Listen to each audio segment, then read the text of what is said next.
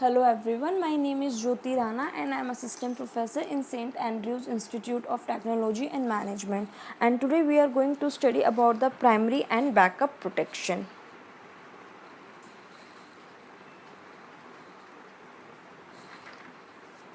Primary and backup protection.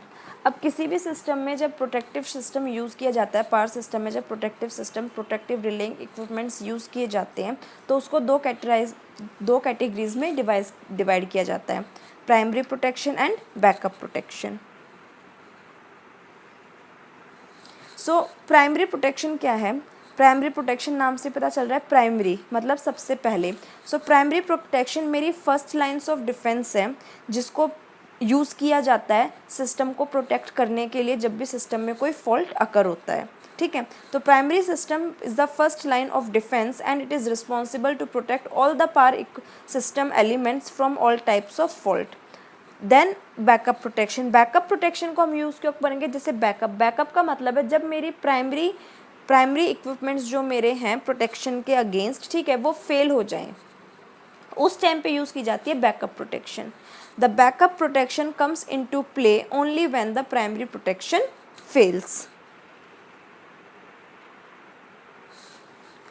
The backup protection is provided as the main protection can fail due to many reasons. अब जो primary protection हम provide करते हैं, ठीक है, वो फेल हो जाती है, उस टाइम पे हम बैकअप प्रोटेक्शन को यूज़ करते हैं। तो वो फेलियर के रीज़न क्या क्या होते हैं?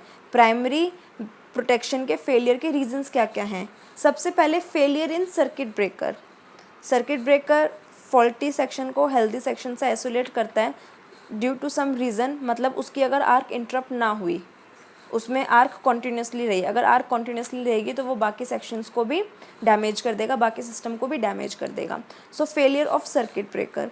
फेलियर इन प्रोटेक्टिव रिले हम एक जो सिस्टम कंपोनेंट्स यूज़ करते हैं हर अपने इक्विपमेंट के साथ में पावर सिस्टम में, कि किसी भी फेलियर कंडीशन में वो उसको प्रोटेक्ट कर सके, उसका फेलियर हो जाए।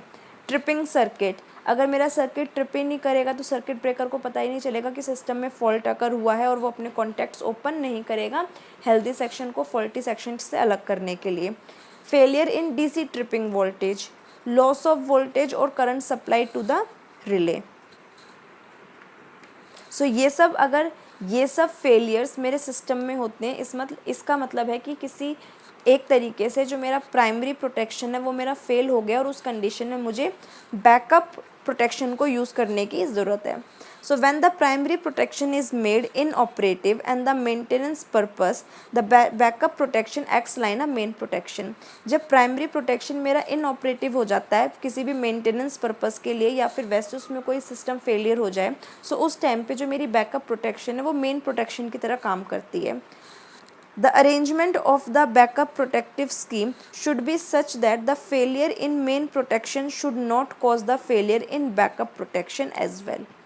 बैकअप प्रोटेक्शन की जो डिज़ाइनिंग होती है वो प्राइमरी प्रोटेक्शन से डिफरेंट होती है, क्योंकि जिन रीजंस की वजह से प्राइमरी प्रोटेक्शन फेल हुई है उन रीजंस की वजह से मेरी बैकअप प्रोटेक्शन फेल नहीं होनी चाहिए। This is satisfied if backup relying and primary relying do not have anything common. ये सिर्फ तब हो सकता है जब प्राइमरी रिलेइंग सिस्टम में और बैकअप रिलेइंग सिस्टम में कुछ भी कॉमन ना हो। Hence generally backup protection is located at different stations from the primary protection.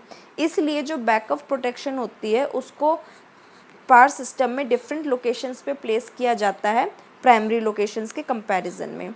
From the cost and economy point of view, backup protection is employed only for the protection against short circuit and not for any abnormal condition.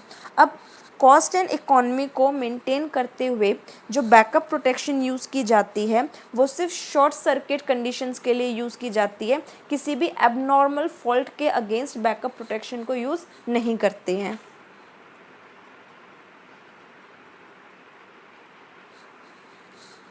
So what is the concept of backup relying? अब backup relying की concept क्या है? I hope आप लोगों को ये figure clear है। अब ये कैसे काम करता है कि मैंने एक सिस्टम कंसिडर किया है, the relays C D G and H are primary relays. यहाँ पे जो मेरी C D G and H है, C D G and H, वो मेरी क्या है? प्राइमरी रिलेज हैं, while A, B, I and J are my backup relays. Normally backup relays are tripped if primary relays fault. So if the primary relay E fails to trip, then backup relay A and B get tripped. मैंने इसमें total 6 release use किए हैं. मेरी C, D, जी, H मेरी primary relay हैं और मेरी ए, B, आई, जे मेरी बैकअप रिले हैं. नॉर्मली बैकअप रिलेज जब भी ट्रिप करती हैं जब मेरी प्राइमरी रिलेज में कोई फॉल्ट अकर हो जाएगा, मतलब मेरी प्राइमरी रिलेज फेल हो जाएंगी. So if primary relay E, transmission line में मेरी 2 रिलेज हैं ई एंड एफ, अगर मेरी प्राइमरी रिले ई फेल हो गई है then backup relay A and B get tripped. तो उस कंडीशन में मेरी backup relay A and B tripped करेंगी. The backup relay and associated backup relaying equipment are physically apart from the faulty equipment. जो मेरी बैकअप रिलेज हैं और उससे रिलेटेड मेरी एसोसिएटेड बैकअप रिलेइंग इक्विपमेंट हैं वो मेरी फिजिकली अपार्ट होते हैं मेरे फॉल्टी इक्विपमेंट से. The backup relay A and B provide backup protection for fault at station के. अब ये मेरे स्टेशन के है जिसके बीच में मेरी ई एंड एफ रिले है, ठीक है, प्राइमरी रिलेज हैं. तो जो मेरी backup relay A and B है वो मेरी प्रोटेक्शन प्रोवाइड करेंगी, बैकअप प्रोटेक्शन प्रोवाइड करेंगी स्टेशन के लिए. Also the backup relay A and F provide the backup protection for the faults in the line D, P. और जो मेरी backup relay A and F है वो मेरी बैकअप प्रोटेक्शन प्रोवाइड करेंगी जब मेरी कोई भी फॉल्ट अकर होगा लाइन डी, बी में. A backup relaying often provides primary protection when the primary relays are out of service for repairs. अब बैकअप रिलेज जो हैं वो सिर्फ तब काम नहीं करती हैं जब मेरी प्राइमरी रिलेज में कोई फॉल्ट अकर हो जाए या वो फेलियर हो जाए. वो जब भी ऑपरेट करती हैं जब प्राइमरी रिलेज रिपेयर या मेंटेनेंस के लिए गई होती हैं, मतलब वो रिपेयरिंग के लिए पावर सिस्टम में अवेलेबल नहीं होती हैं उस कंडीशन में भी. It is obvious that when backup relay operate, the larger part of the system is disconnected. क्योंकि जो बैकअप रिले मैंने आपको बताया कि बैकअप रिले सिर्फ शॉर्ट सर्किट कंडीशंस के लिए यूज़ करती है, कॉस्ट और मेंटेनेंस को ध्यान रखने के लिए ये बड़े ऑपरेशंस पे काम नहीं कर सकती है.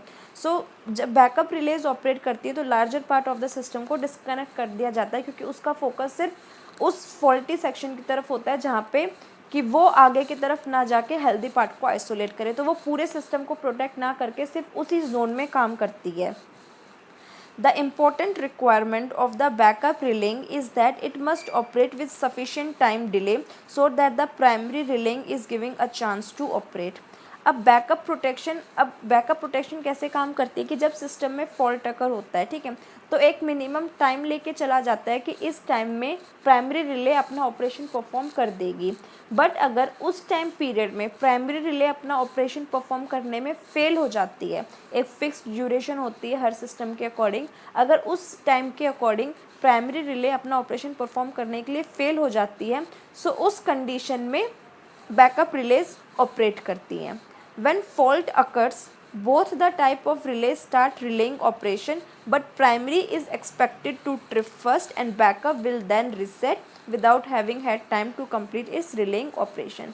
जब भी सिस्टम में कोई फॉल्ट अकर होता है तो प्राइमरी और बैकअप दोनों रिलेज ट्रिप करती हैं, बट काम करना स्टार्ट सिर्फ प्राइमरी रिले करती है और बैकअप रिले उस टाइम पीरियड के लिए जो मैंने अभी आपको बताया उस फिक्स ड्यूरेशन के लिए वेट करती है.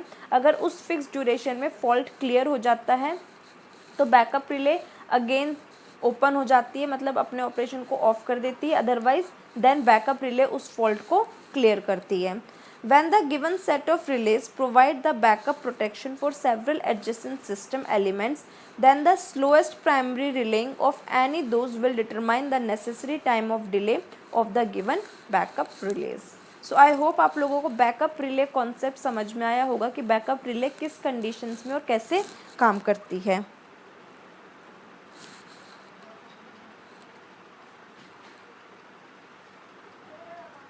What are the methods of backup protection. अब बैकअप प्रोटेक्शन के मेथड क्या हैं?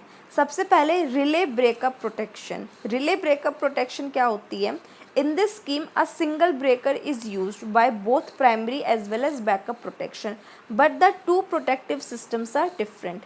Backup relay protection, relay backup protection क्या होती है कि इसमें सिंगल ब्रेकर यूज़ किया जाता है, सर्किट ब्रेकर यूज़ किया जाता है both primary as well as backup protection के लिए। बट अगर उस कंडीशन में मेरी प्राइमरी प्रोटेक्शन सिस्टम फेल हो जाता है तो उसी सर्किट ब्रेकर के रिजल्ट पे डिपेंड होके मेरी बैकअप प्रोटेक्शन अपना काम करती है। Breaker backup protection, in this method separate breakers are provided for primary and backup protection. Both types of breakers are at the same station. Relay backup में क्या था कि सिंगल ब्रेकर यूज़ किया जाता है प्रोटेक्टिव रिले और primary relay and backup relay के relay से। ब्रेकर बैकअप प्रोटेक्शन में क्या है कि टू डिफरेंट ब्रेकर्स यूज़ किए जाते हैं, one is for the primary backup and other is for the backup protection, और बोथ जो मेरे ब्रेकर्स हैं वो सेम सिस्टम पे ही प्रेजेंट होते हैं। Remote backup protection, in this method separate breakers are provided for primary and backup protection. The two breakers are at different stations and are completely isolated and independent of each other. Remote backup में क्या है कि दो breakers use किए जाते हैं, one primary protection से, second backup protection के लिए। दोनों ब्रेकर्स मेरे दो अलग अलग स्टेशंस पे होते हैं, दोनों एक दूसरे से इंडिपेंडेंट होते हैं और एक दूसरे से कंप्लीट आइसोलेट होते हैं।